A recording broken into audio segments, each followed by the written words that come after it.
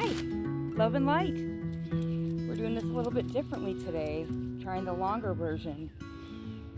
I picked this spot because I saw a cardinal and a vulture at the same time pointing in this direction, and then when I looked over I saw these flowers, so I figured this would be a good place for our reading. I'm going to be channeling the first part of this reading, and then I have my cards laid out here. I'll be using multiple decks.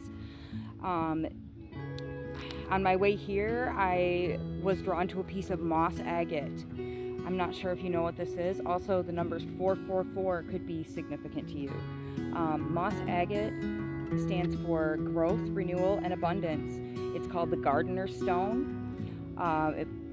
It fosters deep communication with nature. It nurtures new beginnings, promotes emotional balance, stability, and grounding. It helps to release negative energy and foster a calm, resilient mindset during life transformations. And that's what this is all about, transformation. I feel that you have just completed a cycle, a huge cycle, okay? Massive transformation. Your entire body is transforming, okay? And this stone could be useful for you if you don't have any knowledge of crystals. Just please look it up. It helps to enhance connection to earth and nature spirits. I feel that you are very spiritually connected to nature, as I am, and that's probably who this video will be reaching. I have set intention to reach all of those who these are meant to reach. This is a heart chakra stone. It helps you to resolve emotional blockages, increases self-acceptance, okay? It can also help to improve your concentration, help you in meditation with quieting your mind. It's good to carry during any career changes, moving homes, new relationships, any new transition where you might need a boost of confidence because you're stepping out into the unknown, okay? I wouldn't doubt if the Fool comes out here at some point. It's also good for gardening. You can put it in plants. It's said to help them to grow. And also, it's a beautiful way to honor Gaia by placing one of these stones outside in a garden, out in nature, anywhere. Whether you go back for it or not, it's nice to do. And in your potted plants inside also as well, just a beautiful way to honor nature. It also helps with overcoming bitterness and anger, and I feel that you're stepping into a phase where there are going to be people that are jealous of your progression, jealous of your ascension, okay? And you're going to affect people in a lot of ways. I heard like Moldavite, and I'm going to bring that up in a second, okay? And this stone, the moss agate, can help you with overcoming this bitterness and anger that is, projected onto you by these people. And you may have some resentment for the way people have treated you in the past because it's not nice. We'll put it that way. This is also very helpful in shadow work, and you may need some help processing the things that'll be brought back up by these people coming back around and maybe poking at you here and there. These are tests, but this stone can help you. I also wrote down snake sheds its skin regularly on cycle. I saw a garter snake today, and as I was talking to this snake, I said something about how I respect the snake for its ability to regularly shed its skin, because we as humans, we tend to build up layers upon layers upon layers, and snakes just do that instinctively over time as they grow. And that's a phase that you're at right now. You've just shed a skin and you are about to be growing, and if you haven't, you are just on the threshold of completing a cycle. I'm getting a lot of guidance into the new from my team to your team. If I'm connecting to you, your team is connecting with mine. They're talking to each other and communicating to me, so you get that message, okay? Like, as I said, the vulture and the cardinal. And I also wrote down an ancient veil of secrecy has been lifted when you were born, okay? Somewhere in your family line, you have broken a huge cycle. I heard multiple areas, okay? You are the cycle breaker. You are the crossroads, okay? The Morrigan could be significant to you. Ancient indigenous heritage. Could be, if not in your physical DNA, in your very much in your spiritual DNA, or both. Okay, if it's not apparent on the outside, it's in you. Okay, you are a cycle breaker.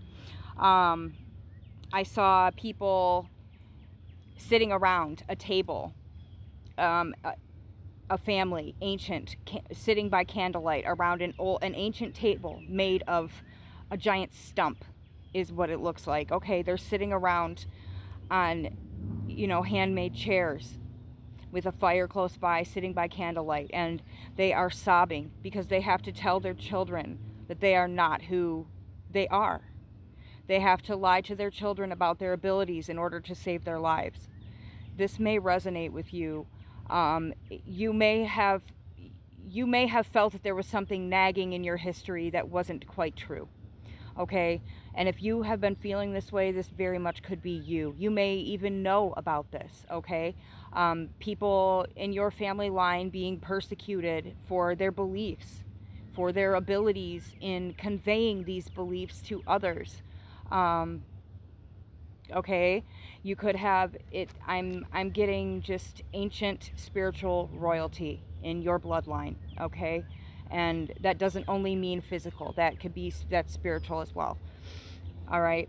I saw the snakes. I also saw a unicorn Pegasus. Okay, with rainbows all around, and then I see Moldavite and ruby. And I wanted to write down Moldavite is a high vibe. They say extraterrestrial. I don't like to say that. I like to say star people. A tektite, stone of transformation. So it comes from space. It's not even from here. It came in on a meteorite or meteor, whatever. I'm not sure. And they only find it in certain places where those meteors hit the earth. So this is a beautiful, like, bright green stone. It's gorgeous. It's a stone of deep transformation. They say don't even pick one up, don't even touch one or be around one if you are not ready for some change. So this is a stone, but if you are ready for it, this is an amazing tool. A stone of deep interchange, heart-centered awakening. Okay, so that goes with the other green stone. Rapidly cleared obstacles, and that can be the uncomfortable part. Okay, things that you didn't even realize were obstacles will be ripped away from your path for your betterment, but at the time it doesn't feel good. Okay, this is chakra alignment. If you are feeling in your body something changing, if you're getting like warm flashes, tingles, lightheadedness, dizziness, heartburn, even. Okay, I'm getting even a solar plexus chakra, like almost as if the solar plexus is burning things off of your heart chakra for you. Okay, I'm feeling a lot of physical effects from whatever it is that you may be going through here.